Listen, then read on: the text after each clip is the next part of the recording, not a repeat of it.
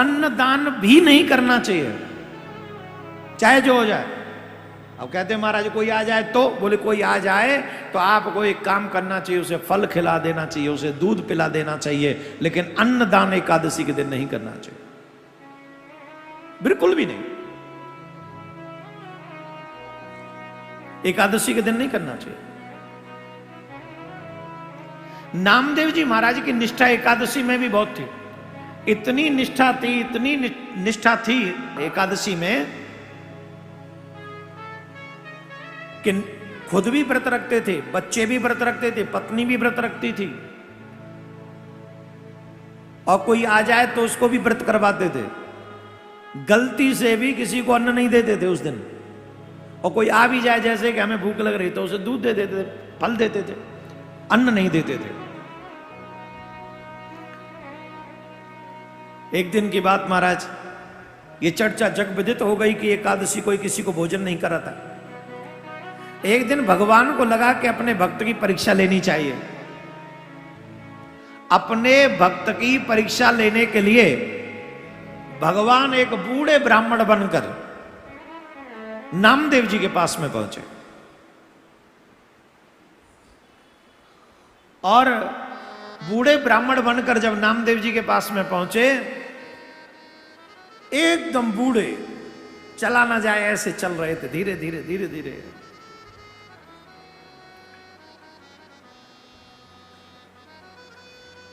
और द्वार पर पहुंचकर कहने लगे, अरे नामदेव जी, हमने तुम्हारा बड़ा नाम सुना है, कुछ खाने को मिलेगा क्या? कई दिन से हमने अन्न ग्रहण नहीं किया है, भूख लग रही है, कुछ भोजन करा दो। अभी तो ऐसी स्थिति है कि अगर तुमने भोजन नहीं कराया तो हो सकता है हमारे आज कल में प्राण निकल जाए, अब ही प्राण निकल जाए।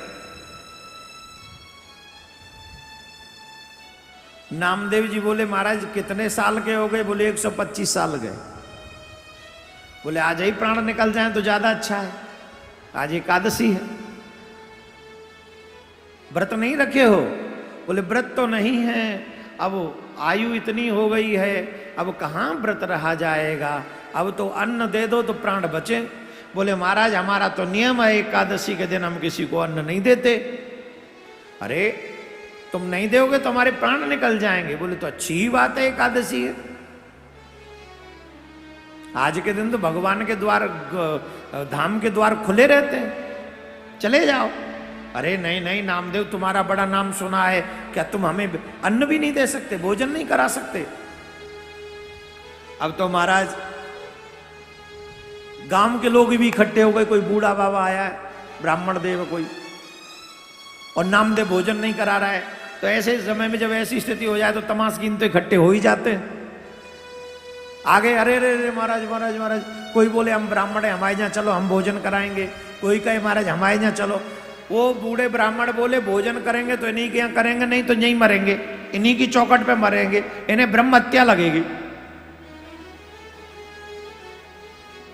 अगर इन्होंने हमें भोजन नहीं कराया तो हम इन्हीं की चौखट पे मरेंगे और इनको ब्रह्म हत्या लगेगी।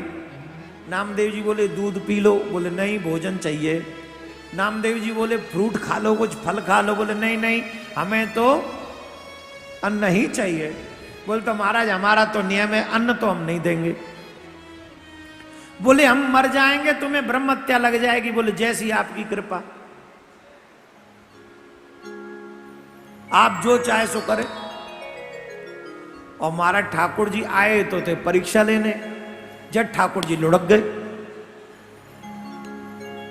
लुढ़क गए ठाकुर जी, प्राण छोड़ दिए अपने। अब तो गांव वाले लोग बोले अरे राम राम राम राम राम राम, अरे ये तो नाम का साधु, वैसे ही भक्त बनता है, ये कुछ नहीं जानता। देखो ब्राह्मण मर गया, ब्राह्मण, इसे ब्रह्म हत्या लग गई, इसे ब्रह्म हत्या लग गई। हम इसे अपनी समाज से निकालते, हम अपने गांव से निकालते, न जाने क्या क्या बोल दिया सबने। और नामदेव जी वहीं बैठ के नाम जपते रहे, सब बोल बाल के चले गए, उन पर कोई फर्क नहीं, वो बैठे रहे।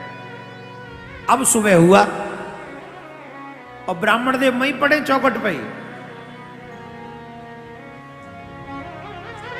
गए, वो ऐसे ही पड़े। नामदेव जी सुबह हुआ सुबह होते ही जब पारायण का समय आया तो अपने बच्चों को, पत्नी को बुलाए, इधर आओ। बोले हाँ। बोले देखो अब एकादशी हो गई पूरी।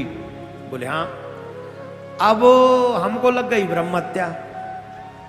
भाई ब्राह्मण हमारी वजह से चले गए तो हमको ब्रह्म हत्या लग गई। बोले फिर? बोले तो अब यह है कि हम अपना शरीर अग्नि में समर्पित कर देंगे, जलती हुई अग्नि में शरीर त्याग देंगे, क्योंकि हमारे कारण ब्राह्मण को ऐसा हुआ। पत्नी बोली मैं भी आपके साथ चलूंगी। बच्चे बोले हम भी आप ही के साथ चलेंगे। बोले तो अच्छी बात है, गांव वालों ने हमको त्याग दिया, हमें पूछेगा ही कौन। अब चलो अग्नि के हवाले हो जाते, सब बड़ी सी चिता बनाओ, उसी चिता में इनको समर्पित करेंगे, ब्राह्मण देवता यहीं पड़े और हम भी उसी चिता में समा जाएंगे। एक बहुत बड़ी चिता बनाई गई, बहुत बड़ी, और बहुत बड़ी चिता बनाकर उस चिता में पहले ब्राह्मण देव को विराजमान कराया, पधराया, और फिर स्वयं नामदेव जी उस चिता में प्रवेश करने लगे। जैसे ही अच्छा गांव वाले इकट्ठे हो गए, देखो नामदेव जा रहा है, नामदेव जा रहा है, पूरा घर अग्नि में भस्मभूत हो रहा है, तो सब लोग तमाशा देखने के लिए आ गए। और जब अग्नि प्रज्वलित हुई और जब ब्राह्मण देवता को थोड़ी सी झड़प लगी, झट ब्राह्मण देवता उठ गए और उठकर खड़े हो गए और नामदेव को भी बाहर खींच लाए। नामदेव को भी ले आए और नामदेव जी को हृदय से लगा लिया।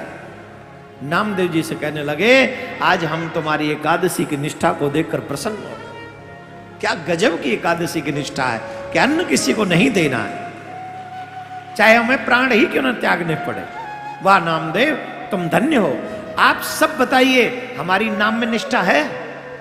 जिस दिन बिजी होते हैं उस दिन नाम छोड़ देते हैं। हमारी तुलसी में निष्ठा है? जिस दिन कहीं जाना होता है उस दिन तुलसी का दीपक भी जलाना भूल जाते हैं। हमारी एकादशी में निष्ठा है क्या? जरूरत पड़ने पर वो व्रत भी नहीं करते। आपको अगर अपने भगवान से प्रेम है, भगवान को पाने की इच्छा है, तो एक निष्ठा अवश्य बना लीजिए। और हमको लगता है कि अगर तुम भागवत निष्ठा ही बना लो कि जहां भी होगी हम कथा में पहुंच जाएंगे, इतनी निष्ठा भी हो जाए तो तुम्हारा कल्याण हो जाएगा। ऐसे धीरे से काम नहीं चलेगा,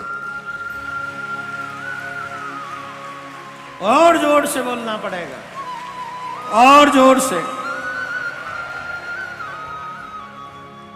तो ये है भक्तों के लिए भगवान क्या नहीं करते, पर भगवान भक्तों की परीक्षा अवश्य लेते हैं।